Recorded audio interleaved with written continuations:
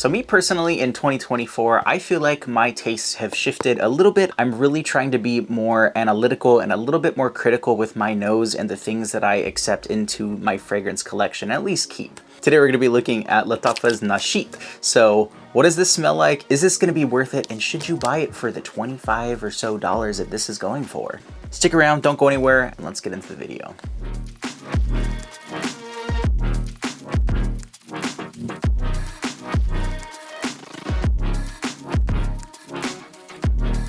Thank you so much for joining me. I hope you're having a wonderful day and hopefully you enjoy this video.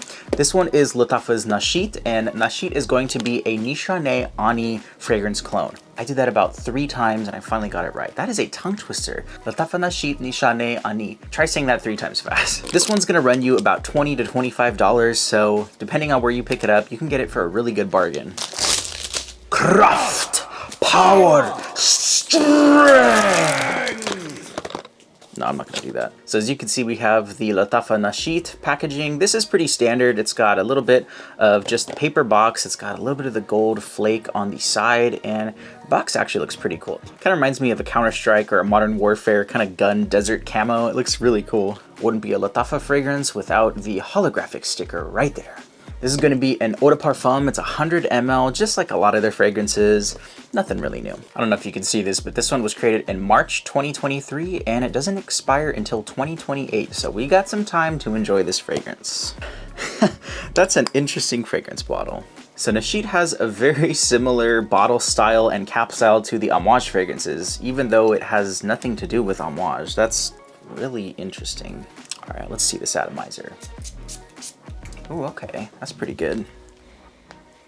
Oof, power. That is some peppery woods. Definitely smells like a cross between Aventus and Nishane Ani. So in the opening, you have a blast of vanilla, and it's also got some Gaiac wood. So Gaiac wood is going to be a little bit of a creamy, slightly vanillic wood that's a little bit smoky, and it kind of reminds me a little bit of Creed Aventus and Mancera's Cedrat Boise and the Nishane Ani. So it's kind of a mix between of that Creed Aventus style, but with a lot more vanilla and a little bit more smoke. Yeah, the smoky wood is almost giving just a nice rocky mineralic kind of vanilla and wood that smells a little bit smoky. You also have a little bit of a spice from the nutmeg in the middle, so it's got a little bit of that warmth, that sweetness. It kind of reminds me of a baked kind of good, like a baked cookie, almost like a cinnamon-like sweetness, but mixed with that vanilla. It definitely smells gourmand, and it definitely smells pretty good. As you kind of settle down a little bit more, some of that sandalwood definitely comes out. It's a little bit more creamy, and it's got a little bit more resin from the fragrance scents, and it also has a little bit of softness from the cashmerean. Cashmerean is a really interesting fragrance accord that is just a nice warmth. It smells a little bit musky, clean, and just warm, almost a little bit staticky. So as this dries down, you definitely get more of that sandalwood. It smells a little bit hippie-like, but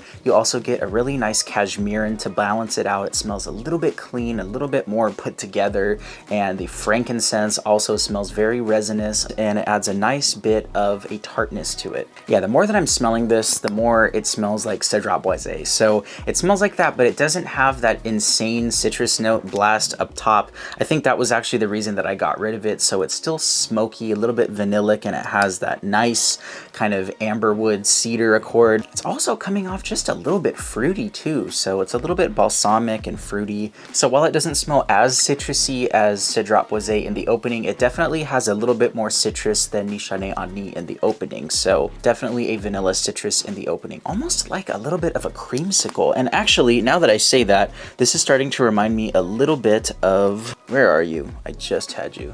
This is like, where's Waldo? Where's the fragrance, bro? Where's the fragrance, bro? Yeah, the more that I smell this, it kind of reminds me a little bit of Lolita Lempica's Green Lover. That is going to be a creamy sandalwood and orange vanilla fragrance. So it kind of smells a little bit similar, but definitely more towards that Nishane Ani and Cedrat Boise. So a little bit less fresh than this one, but yeah, this one definitely doesn't have that rich boozy quality. It has more of a gin, so a little bit more of an aromatic vibe, but this one has a little bit more of a darker boozy edge, so maybe like a whiskey or something. Yeah, that smells really good.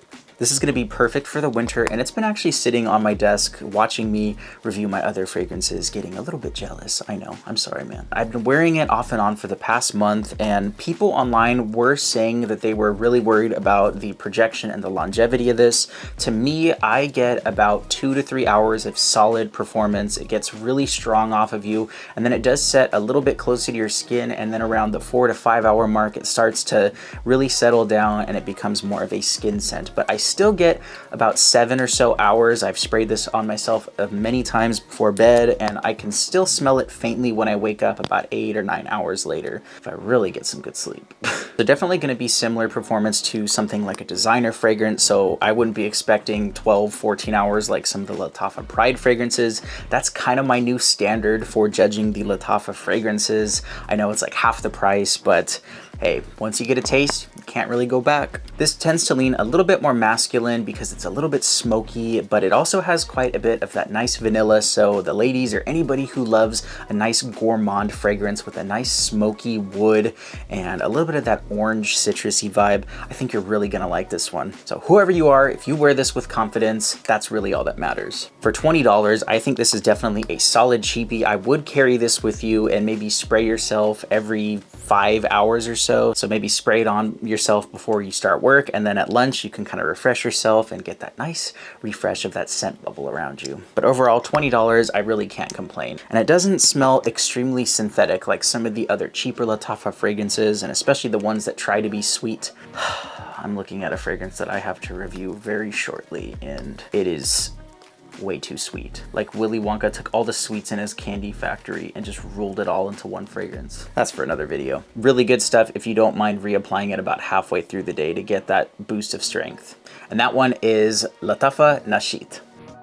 Let me know down in the comments if you've tried Lattafa's Nasheet or any other fragrances that are similar to that Nishane Ani vibe. Thank you so much for watching me. I hope you have an amazing week, and just remember, you're awesome. And you can do this. You can do it this week. Thank you so much for watching. I'm Eli with Common Sense, and until the next time, bye-bye.